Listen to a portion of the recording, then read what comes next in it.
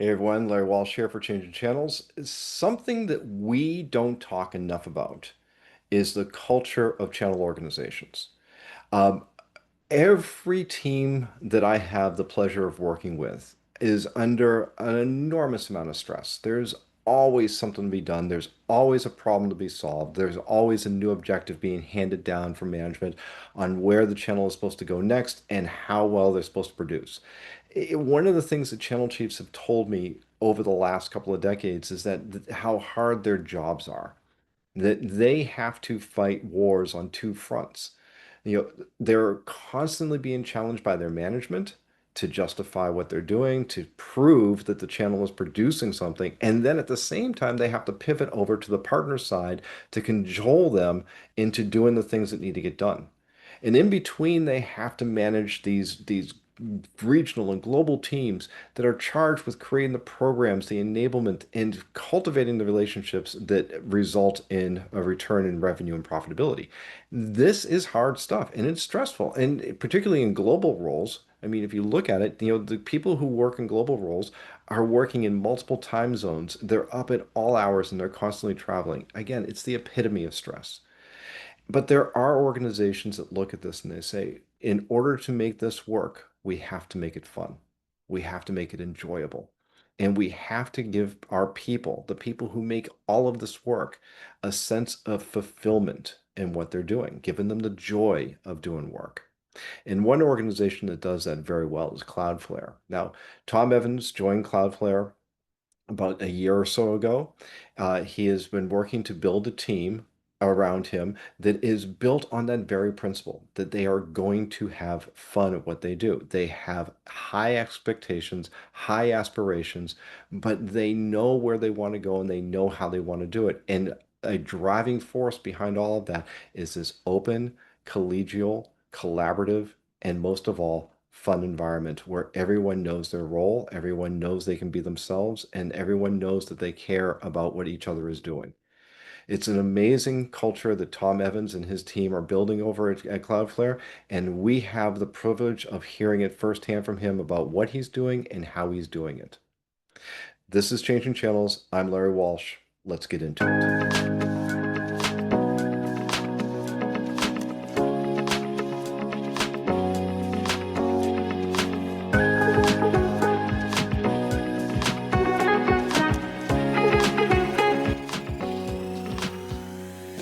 Tom Evans, thanks for joining us here on Changing Channels. Yeah, thanks, Larry. Good to be here. So, Tom, you've been at Cloudflare now for a little more than a year or so. You having fun? I am. I'm having a great time. It's been a bit of a roller coaster. We've done quite a bit in the last 14 months. Hired a lot of different people, brought in a lot of people that I've worked with in the past, and the culture at this company is incredible, and I'm really glad to be a part of it. We're having a great time. Well, good. I mean, but I think it's important. And as I said in the intro, setting this up is like going, yeah, work is work. Sometimes work is hard, sometimes work is challenging, but there should be a sense of fulfillment, if not the ability to enjoy and have fun with what you do. How do you define fun at work, and particularly for you and your team? Yeah, I've always sort of made the idea of having fun a real big priority for me and my team. I think we all work a ton of hours. We travel a lot. We spend a lot of time with the people we work with, sometimes more than, our families. And for me, having fun is just genuinely something that you have to have. And it's really about enjoying the people that you are working with. And, we all have, every company has their challenges. Every company has things you have to overcome. And, even in the middle of all of those challenges, it doesn't mean that you can't have a good time. It doesn't mean you can't enjoy the people you're working with. It doesn't mean you can't laugh on a daily basis and really just focus on, being present with each other and having fun. And I think, what I've tried to do is create an environment where, people feel really comfortable and supported and energized. And I love the diversity of bringing in a lot of different people that, we can banter and we can argue. And it doesn't always have to be contentious. It can be in a lighthearted way. It can be fun. And I think we can accomplish a lot when people are having fun. I think they're much more productive. I think you can be very creative. I think you can feel safe to be collaborative with others. And I think that's what drives success.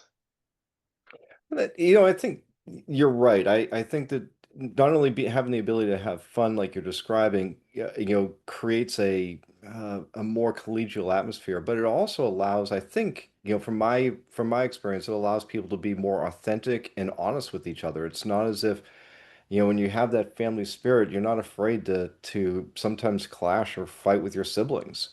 I mean, is that how it typically works with you? Yeah, and I like that. I think there's success with having differing opinions, and there's success with not always agreeing. And as long as it stays on the right side of being very professional and respectful, and really respecting other people's opinions, I think that's what drives success. If I hired a ton of people, or we had a group of people that were exactly the same thinkers, I don't think you accomplish very much. And to be honest, I think that gets really boring. And I think, if you're going down the wrong path, there's no one there to bring you back on the right direction. And so I've always sort of hired people that are a lot smarter than me and think a lot differently than me. And we spend a lot of time, in a good-natured way disagreeing with each other. And I think that really gives us an opportunity to get a lot of different opinions. And I don't mean we have to be best friends, but we had a meeting 2 weeks ago with my leadership team in Austin, and we had an incredibly fun time, and it was great. And we accomplished a ton with that diverse set of opinions, and a lot of people arguing over what they truly believe in. And at the end of the day, I think that's what drives people to be way more productive and creative. Yeah. There's this isn't a unique perspective. The Sure. entire idea of, making sure that you have a culture where people feel safe, that they feel fulfilled. You have different ways of approaching it. If you ever read like Ray Dalio's book Principles, he has his 300 tent poles for balancing work and life. Or if you go and you listen to Tony Yeah. Robbins, he'll tell you about all these things. How do you set this up? How do you actually empower your team, or cultivate that sense that, yeah, you can this is a place where you can laugh as much as you work? Yeah, I think, the channel is an interesting sort of beast. We have a ton of pressure on us. It's very fast paced. When things are going well, we don't get a ton of the credit. And when things are going bad, there's a lot of, finger pointing, and sometimes that falls to the channel. And so with that pressure and high paced, I think you can either, it can tear people down, but I think you can use it as a positive to really lift people up on the culture that you have. And being positive, being overly energetic, giving people the ability to air their frustrations and really talk through how to solve problems. I've really sort of seen firsthand when that pressure mounts and that culture becomes a really positive influence on people. They perform a lot better, and I think the partners then feel it too. I think if you have a team that you're working with on the partner side, and partners feel that you're energized and you're excited, and even when things are struggling, that internal interaction and culture reflects externally for partners. And I think it not only does, I've noticed it reduces the turnover that you have with people, it reduces the frustration, it reduces the constant conversations of how things are bad, and it's more, what's the opportunity to fix this? And I think people are really willing to go an extra mile for you and work a lot harder when they do feel valued and respected. And more importantly, I think when they're having a good time and they're having fun and they're laughing. I've said this a few times that we've all been doing this a really long time, and life is just way too short to not enjoy the people you're working with. And, I luckily now have a team around me that I've worked with at other companies. And I think that also proves, that if you respect them as a team, and you care about their families and you care about them as people, and you make it a really fun environment, they're willing to join you and have a really good time. And at the end of the day, we can sit around and we can talk about frustrations, but we do it in a way that's, lighthearted and with some banter. And I think that makes it a lot more manageable of than going home and being really frustrated. And I've just noticed people, they work a lot harder, and they're much more energized to do a really good job and not disappoint anyone when they have that culture around them.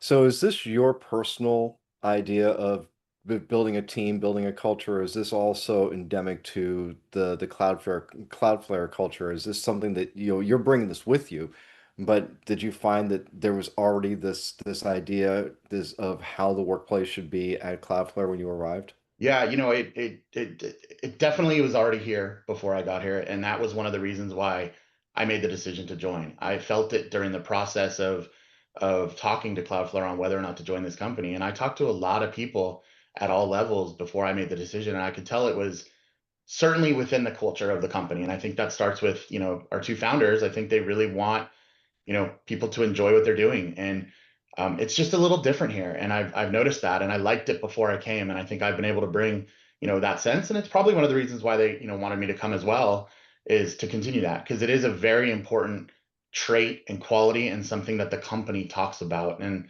I've noticed many other teams try to do the same thing, so it's definitely innate with the culture of Cloudflare. So how do you pick people to join the team? I can, first of all, I'm much the same way. With the Channelnomics team, I always tell them is like, look, we're a tight-knit crew. Check your egos at the door. Let's, figure out how we can do things and have a few laughs along the way. Yeah. But there's always going to be those people who feel like they have to be hard chargers. They epitomize the type A personality. They're not, they don't think about work as fun. They think about objectives and outcomes as the means to their rewards, irrespective of what's going on around them. How do you select the people to be a part of you, or how do you weed them out if they're not a part of that culture?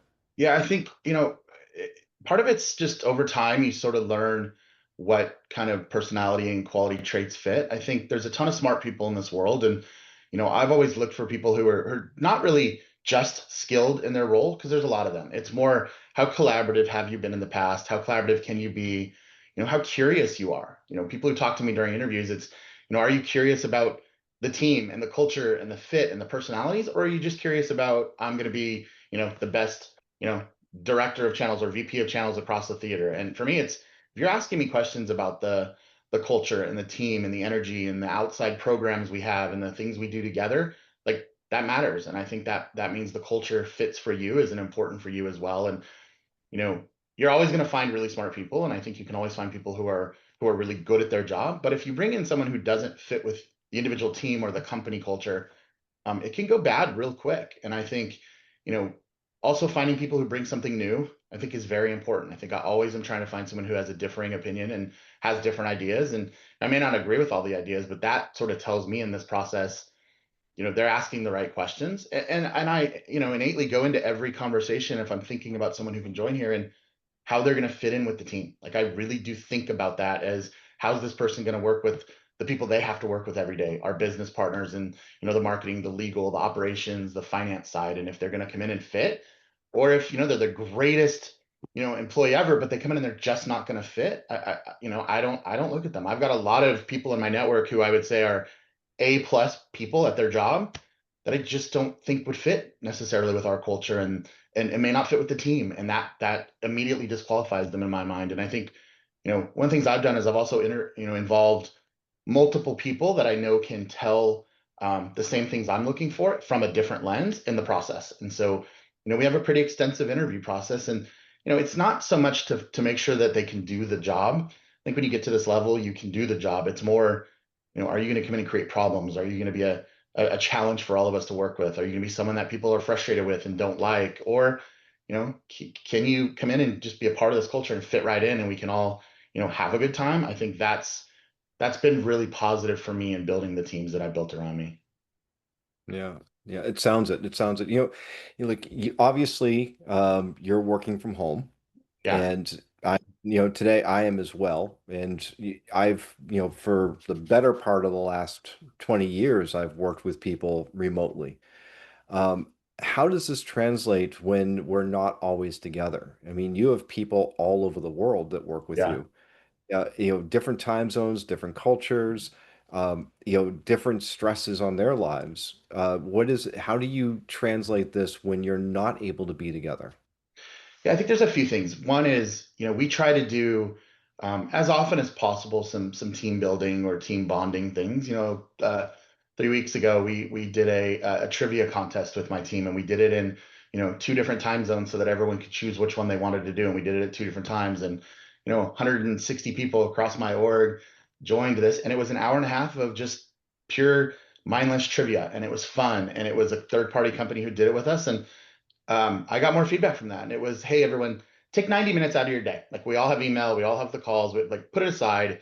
Let's just get to know each other a little bit. And it was very cool. And I got a ton of responses after that, where a lot of people are like, I went into this very skeptical. I had no interest in paying attention, to the very end, very competitive with each other in a healthy way of, trying to answer just some crazy trivia questions about geography or about sports, and it had nothing to do with technology and it had nothing to do with work or Cloudflare. And it was just a good break. And so we try to do things like that. I think the other thing we try to do really hard is, it's really easy to tune out when you're working remote. It's easy to put the screen up and I try really hard to impress upon our team, be very respectful to the people that are presenting to you and be very respectful about asking questions and be involved. And, you can tell the people who tune out or check out. And, we try very hard to, stay on camera, stay off mute and be interactive and, as best as possible, act as if we're sitting in a conference room together. And again, the other thing we encourage is I also try to joke around on these calls. I try to throw in,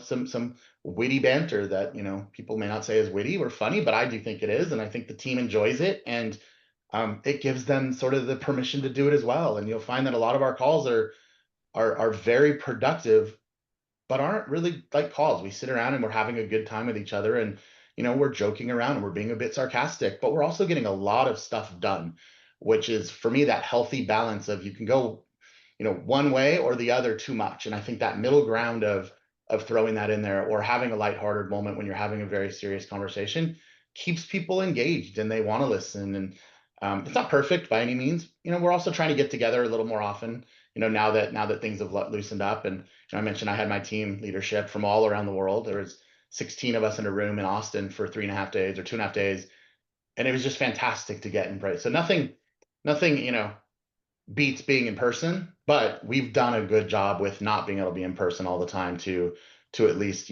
get to know each other. The other thing we try to do, Larry, is, just we try to get to know each other's families a little bit if they're comfortable sharing. And so I will talk about my family and my wife and my kids and, share things about the stories and how right now I'm teaching a 15-year-old how to drive and how absolutely miserable that is. And I'll get people sharing those things because I do think you build that connection and people care more and they want to do a much better job for the collective team if they know you in that right versus just someone that I know nothing about. Right. So in your time at Cloudflare, one of the things you've been doing is really transforming the company's go-to-market. It's not that Cloudflare didn't have partnerships or channels before, but it was more of a secondary consideration than it is now. And you and your team are actively transforming that, trying to make the indirect relationships more productive and more part of the revenue contribution. How is that working with the team that you've created? I mean, I can if I was a part of your team, I would probably be diving and relishing a what is seems like a clean build. Yeah, it's been incredibly fun. It's when you can take something that was already very successful as a company but didn't necessarily leverage partners, and I would say the best way, and build on an already existing company, it makes it a lot more fun and a lot better. And I'll give credit to our executive leadership and specifically my boss Mark Anderson who had this vision and certainly brought me here to do this. It's a lot easier and a lot more fun when you're not brought in to just fix something. You're brought in to say, hey, look, we want to double down on this because we think it's important. That has been incredible. And we've been given the investment dollars and the headcount to drive this. And we're seeing the return. Partners are very excited. We did an advisory council about a month ago now, and the feedback was great. And we were very honest about where we're having challenges. And we were very transparent on the things we're fixing, the things we can't fix right away, and the things we're going to fix. And again, I got a ton of feedback that people felt it very refreshing that we were honest about our warts. We were honest about what's, we're probably not going to fix right away, but the technology is extremely good. Customers like it, and partners are now on board with us because they see a complete change in mindset from our sales team and from our executive leadership on, we were an incredibly successful company, but now we want to be an iconically successful company and getting to that, 5 to 10 billion dollar range in the next few years, which is very realistic. And we all know we can't do that without partners. And that starts at the very top of our company that they have said that this is the strategy to do it. And so for me, that's been fun because we've all come in and I've hired a lot of people that are now on board with this mission. And I said it before, at the end of the day, we do get on calls and we kind of laugh about, wow, like this is what happened today. And it's a bit frustrating, but we do it in a way that's here's how we're going to fix it tomorrow. And here's what's the next opportunity. And we're seeing the numbers up and to the right on the partner side, both, partners bringing us deals and us bringing partners deals. And that also makes it very easy when you see the success, and it makes us want to go even faster and even quicker. And, we've changed a ton in the last 14 months. We're going to change a lot in the next 14 months. that I think is going to get us to where we need to be to set us up for those ultimate goals. Hmm. So I mean, look, I'm watching you do this, and I think you and your team are really doing an incredible job. It doesn't happen overnight. It's a process for sure. And experience tells us is that yes, if you keep going in the trajectory you're going to get to your 5 and 10 billion. It may not be linear. It may not always be up. So how do you maintain the positivity and this lighthearted? Maybe I'm overstating when I say Yeah. lighthearted, but I mean more look, an open collegial and fun working environment when you hit those roadblocks, when you're given the impossible task that says hit this goal in this deadline or else or you hit that setback where they say, well, okay, well, we're not giving you the funding you want, and so Yeah. there has to be changes. How do you account for that, and how do you adjust for that?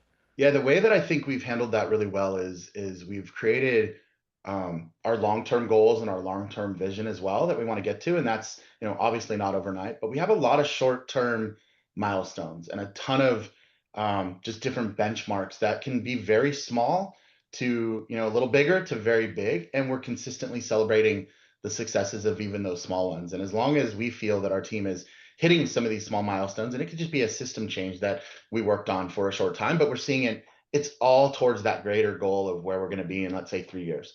And what I feel like we've done a really good job with as our team is, in order to get there 3 years, we need these 100 things to happen, whatever those are. Let's celebrate number one, number two, number three, number four, because it may not be a big deal at the time, but it's without it, you're not going to get to that next one. And so what we've tried really hard to do is say, this is all leading us to the ultimate vision and keep everyone with that eye on the prize, but knowing that, hey, look, today we accomplished this, or this week we accomplished this, and that's getting us here. And that has been, a great mindset for the team to then at the end of the day, when they are frustrated, to say, you know what, but we did, we may not accomplish this, but we accomplished these two things. And next week we'll accomplish this. And that's been good. And I think it's helped our team overcome any, you know, slowness in the movement because it hasn't been completely slow if we look at all the different things we've done. And, the good news is we are seeing the numbers do really well. Hopefully, that will continue. And I'm confident it will just based on everything we're seeing.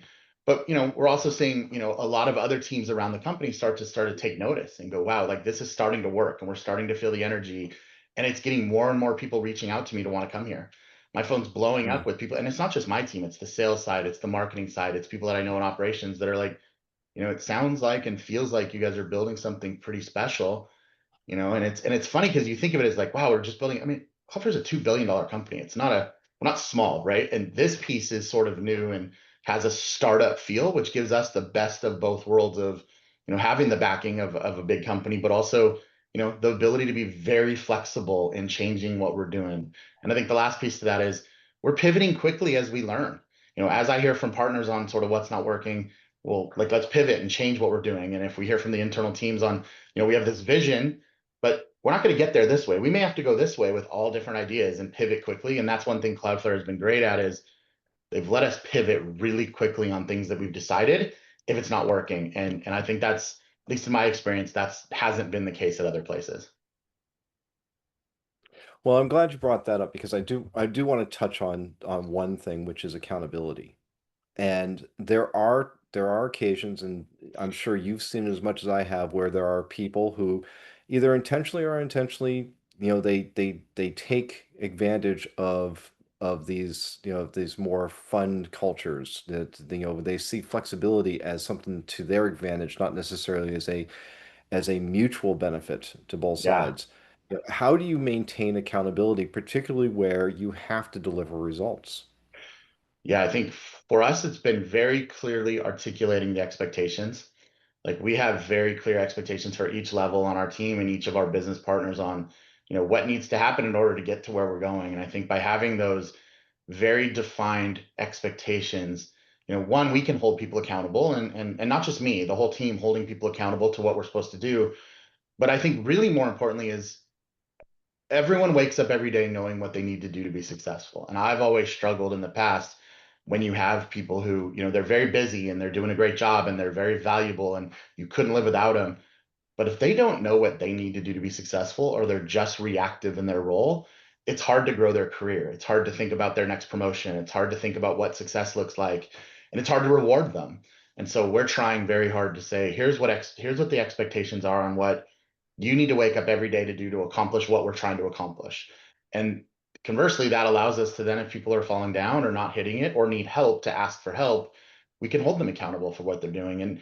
And candidly, then everyone can hold them accountable because we're very transparent on everyone knowing everyone's role in the, in how to get this done. And that for me has helped tremendously because it also has created the sense of, if someone's struggling and getting their set of expectations done, others are stepping up and asking how they can help or how they can, be a part of it, or what resources do you need.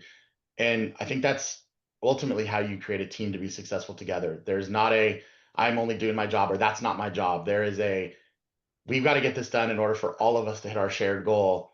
What do you need help with, or how do I help you? And it allows us to then hold people accountable to say, are you the right person for this? Can you do it? Or do we have you potentially in the wrong role and we got to find you a different role, that because you're very valuable to the company on being very reactive. And that's helped a great deal.